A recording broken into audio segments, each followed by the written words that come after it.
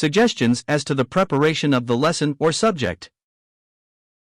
Since Sunday school work is of such vital importance because of the eternal issues involved, it surely becomes each teacher to take his work seriously as a solemn responsibility from the Lord. He should so prepare and present the lesson that the Holy Spirit, apart from whom no effective service can be rendered, may use it to the blessing of both the saved and unsaved members of his class. It is to be feared that many teachers have little conception of the great need for adequate preparation to fit them for the task that lies before them. The Lord Jesus said on one occasion, "The children of this world are, in their generation, wiser than the children of light," Luke 16 verse 8, and this fact is often painfully evident in Sunday school teaching. The world decrees that before a person can undertake the secular education of the young, he must be fitted for this work by undergoing a course in a normal college where he is instructed in pedagogics, the science and art of teaching. He learns there the fundamental principles underlying correct teaching, and how best to prepare and present the lesson to the pupils so as to make the most lasting impression upon their minds. Many Sunday school teachers seem to think that little or no preparation is necessary for imparting spiritual truth to the young. Apparently, they imagine that teachers are referred to when God says, "Open thy mouth wide and I will fill it," Psalm 81 verse 10, and consequently neglect that preparation so essential to the proper carrying out of their God-given work. Someone once said boastingly to Spurgeon, "I never know what I am going to say 10 minutes before I speak."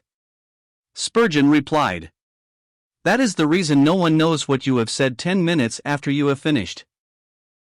Worthwhile service for the Lord demands the very best that the believer can give. It would be good if every Sunday school teacher would hang upon the walls of his study the words, "Cursed be he that doeth the work of the Lord negligently," MRG Jeremiah 48 verse 10. God hates half-heartedness in his service. It would be far better not to attempt anything for him than to do it in a careless, haphazard, lackadaisical and slipshod fashion.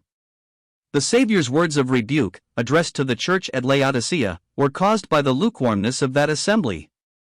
They were neither cold nor hot, but in a tepid condition which produced nausea on the part of the head of the church, Revelation 3 verses 15 to 20. It cannot be overemphasized that Sunday school work is the Lord's work. Does each teacher reading this really believe it? It can be truthfully said of each God-called teacher, "He worketh the work of the Lord," 1 Corinthians 16 verse 10.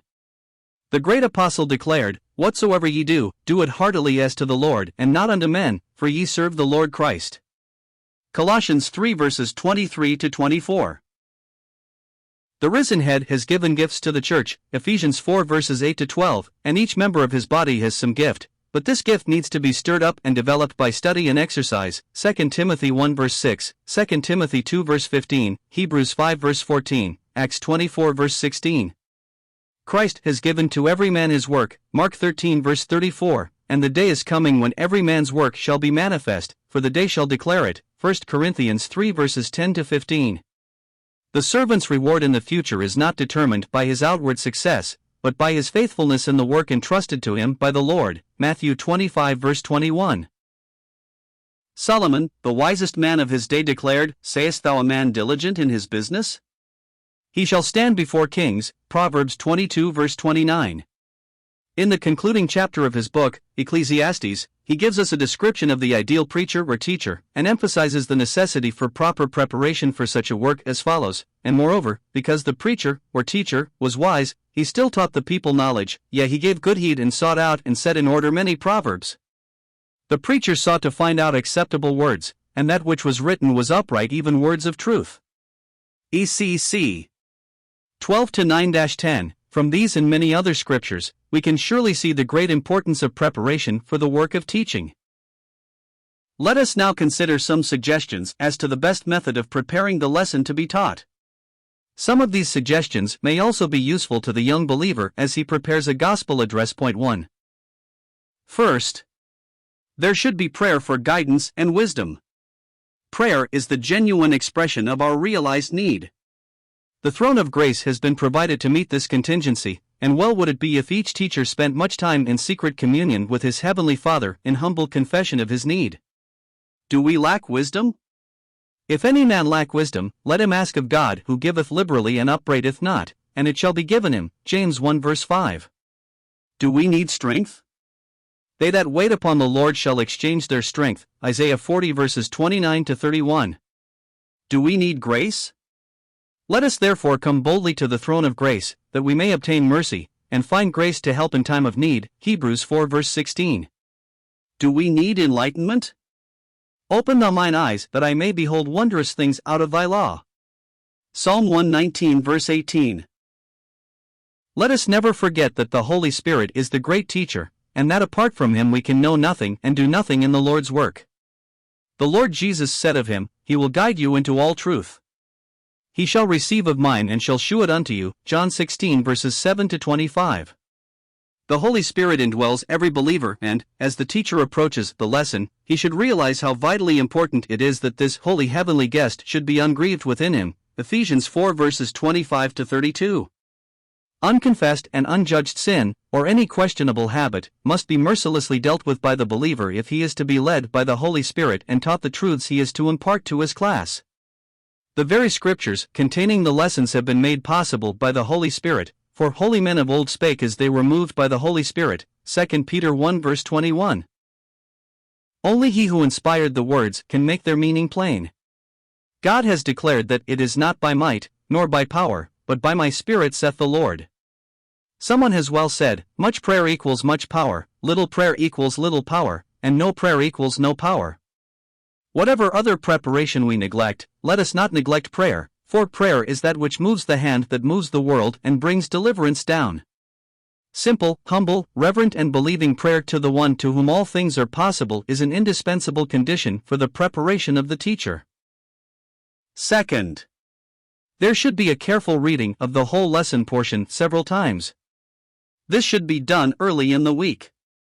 The teacher who delays until the last minute will find himself longing for the superintendent's bell to end both the school session and his embarrassment.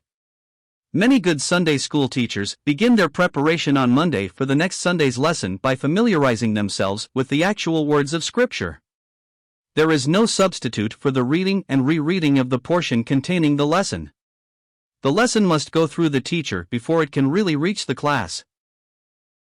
This is the day of numberless lesson helps, and, while we thank God for the many able expositions of the lesson available, yet there is the danger of relying upon these and failing to give the lesson that independent and individual study that is essential to making the lesson ours in the real sense of the word. Let us not use helps as a crutch upon which to lean, but merely as a supplement to our own study. Third, there should be a reading of the parallel accounts in other portions of the Word, as in the case of the Gospels or the Kings, etc. Often much additional light is thrown upon the lesson by this means. Some incidents are frequently mentioned throughout the Scriptures, and each time some fresh truth concerning it is emphasized.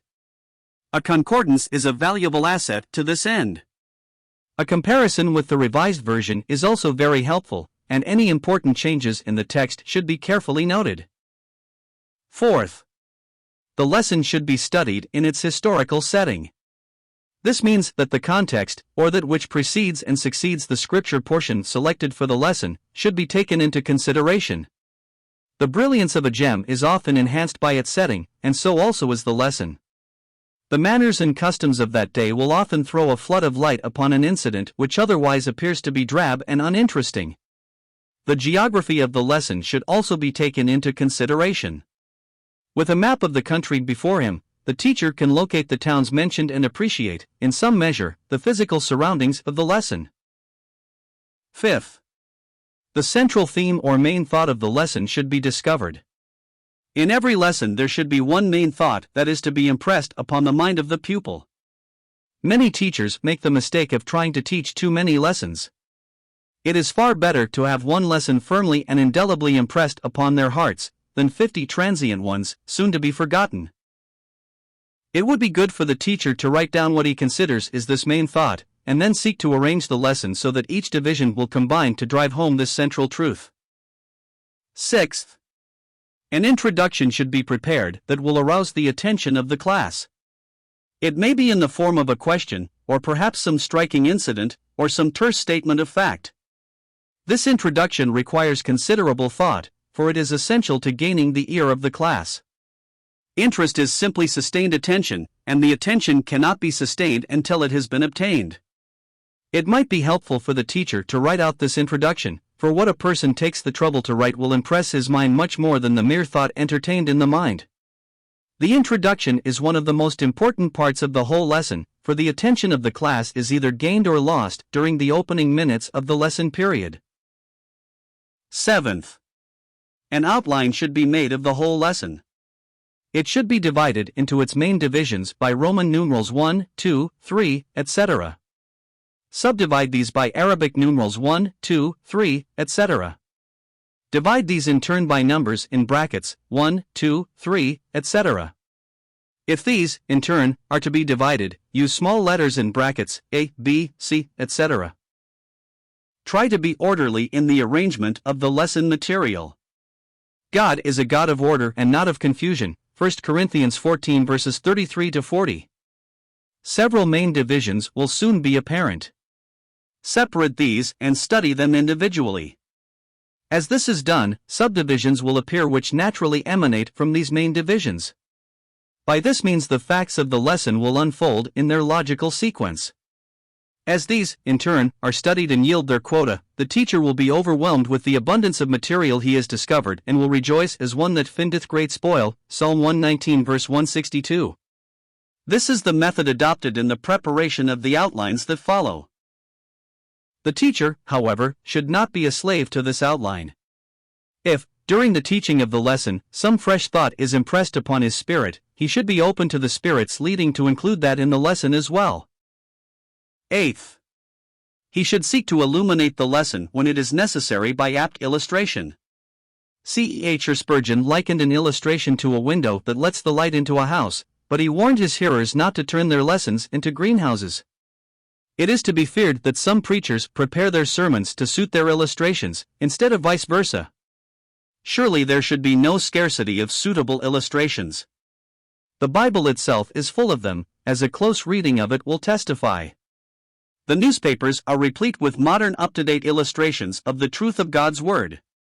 A supposed story will prove very useful for elucidating some point of the lesson. Study the Savior's method of teaching, and you have a perfect example of the use of illustrations to make clear the lesson he wished to convey. Point 2.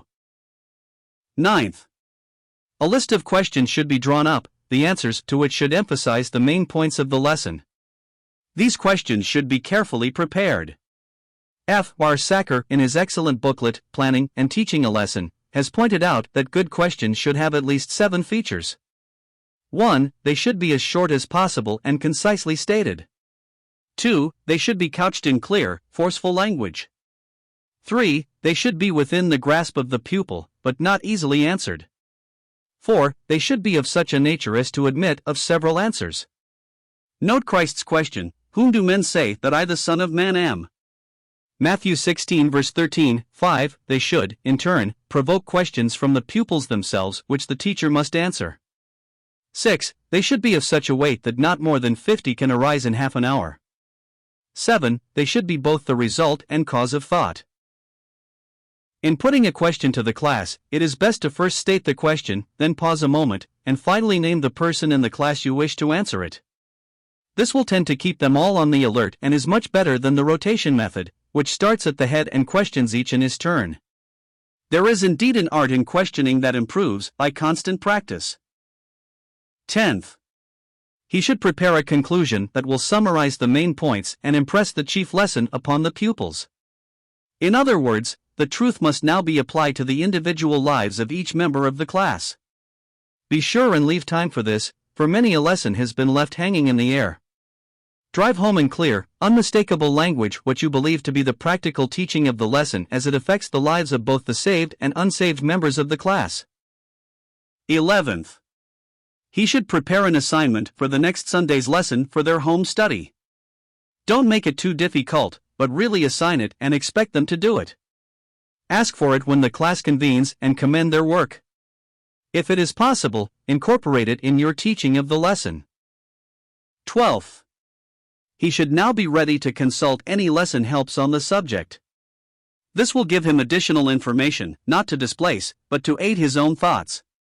C. H. Spurgeon well said, "The man who never reads will never be read, he who never quotes will never be quoted, and he who will not use the thoughts of other men's brains proves that he has no brains of his own.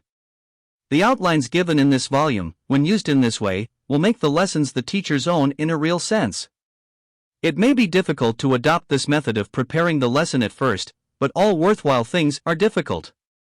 It is practice that makes perfect, and surely there is no greater honor possible than to be a workman that needeth not be ashamed, rightly dividing, and imparting, the word of truth. 2 Timothy 2 verse 15. May each Sunday school teacher who reads these pages have the same ambition as did Paul when he declared, "Whom we preach, warning every man, and teaching every man in all wisdom, that we may present every man perfect in Christ Jesus." Colossians 1 verse 28. God has provided the spiritual equipment that is necessary for the task. May it be ours so to take advantage of it, and so prepare for the work to which He has called us, that in that future day we may be able to say, "Behold I, and the children which God hath given me." Hebrews 2 verse 13. 1. See also the author's book, The Preacher and His Preaching. 2. See author's pamphlet, Lessons from the Great Teacher.